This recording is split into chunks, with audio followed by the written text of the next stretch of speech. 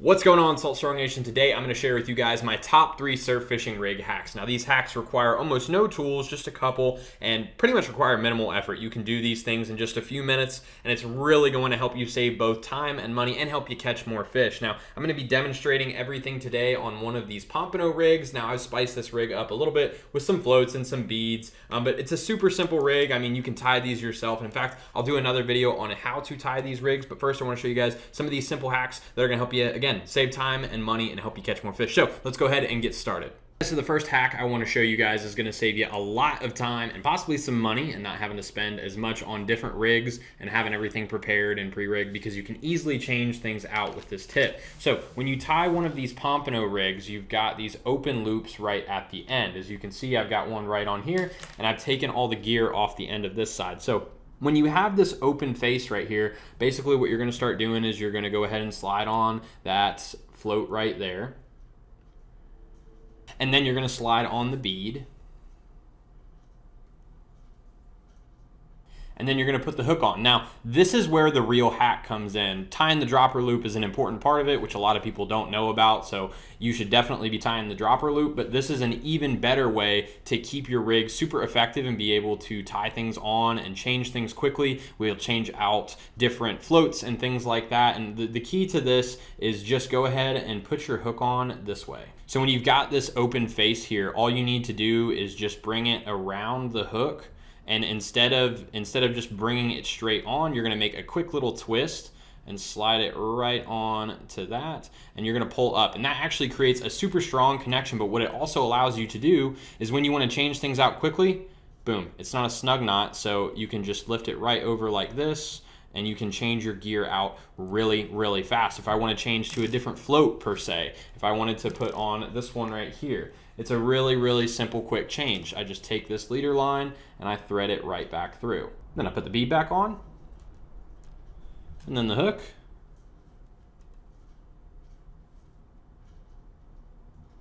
Again, we're just gonna make that simple little twist.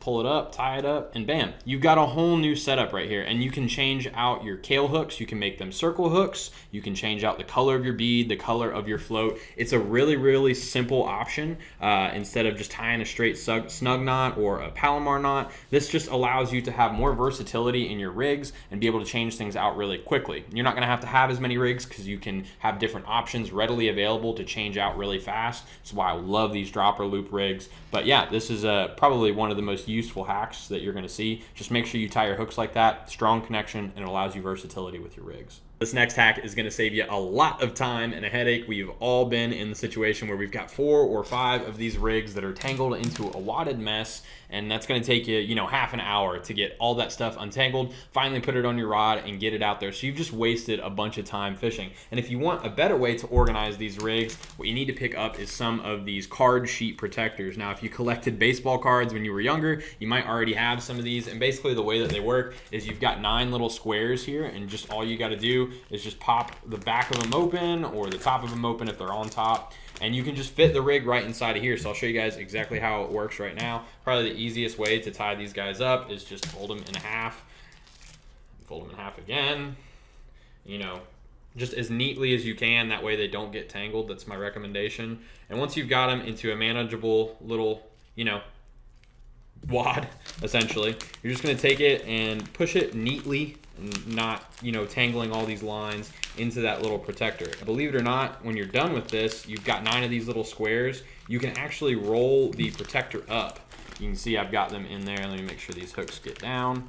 So you can actually roll these up, and I'll show you exactly how. You just fold it that way, fold it this way, and then just neatly, and obviously there's more rigs in here, but really clean. And if you want to secure it, in your tackle box, you can just stick a rubber band on there, and boom, you can fit 9 of these rigs in your back pocket, or if you want to fit it in your tackle box, fits really well right in here. I like to keep everything in just one nice little tray. So I've got everything right there, just like that. Fits really cleanly in your tackle box. It's a good way to keep everything organized. Again, 9 rigs. If you didn't even want to take a tackle box and you just wanted your rigs, you had some leads in your pocket, you could literally fit this, like I said, in your back pocket. So great way to keep everything organized. It's going to save you a lot of time and money. Again, just these regular, you can pick these up from Walmart for like $3.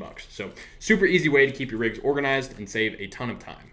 All right, guys, so for my third and final surf fishing tip, I'm gonna be talking about floats. And floats are an extremely critical part of a lot of surf fishing rigs, so I'd be wrong if I didn't show you guys a neat little hack that I learned last week when I went to all the stores and all the floats were sold out. And I didn't wanna have to wait, 2-3 days for them to come in from the internet stores that I could buy them from, so I went ahead and made my own. As you can see, nice little float right here. This is how it measures up to one of these store-bought floats, but it costs a fraction of the cost, super easy to make, and if you can believe it, I made it out of a dollar store flip-flop. So these are the holes that I punched through this flip-flop with this piece of copper tubing right here. Really easy to just kind of bang through straight with a hammer. You can see it just fits really well through here, and you can make these floats in, couple seconds, and you can get probably 20 or 30 out of one flip-flop. You buy an 89-cent pair, and it's way cheaper than buying a pack of 10 store-bought floats for $4 and $5. So really easy and quick way to make floats that are a lot cheaper than the store-bought ones, and they work just as well. So let me show you guys real quick exactly how to make these guys.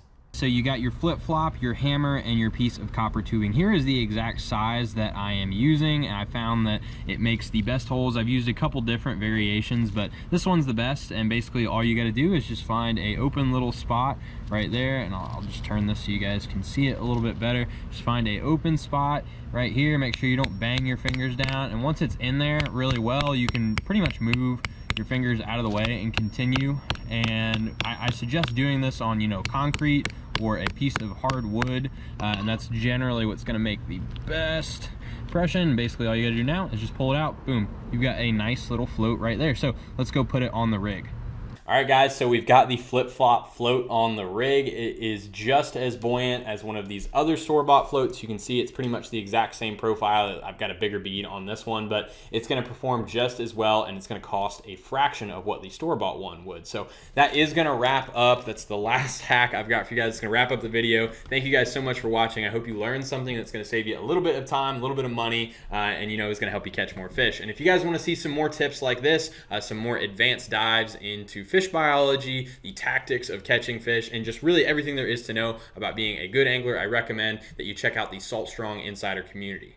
The Salt Strong Insider community has courses and tips designed to help you become a more efficient and consistent saltwater angler. And we also have reports from local anglers in your area to help you keep up with the trends, and a guarantee that it will help you catch more fish, or it's free. Now, with all the money that you'll be saving on rods, reels, lures, and tackle with your Insider Club discount in the shop, the membership pretty much pays for itself. So guys, thanks again so much for watching, and I'll see you on the next video.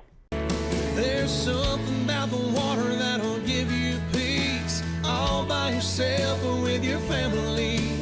Live salt strong and weather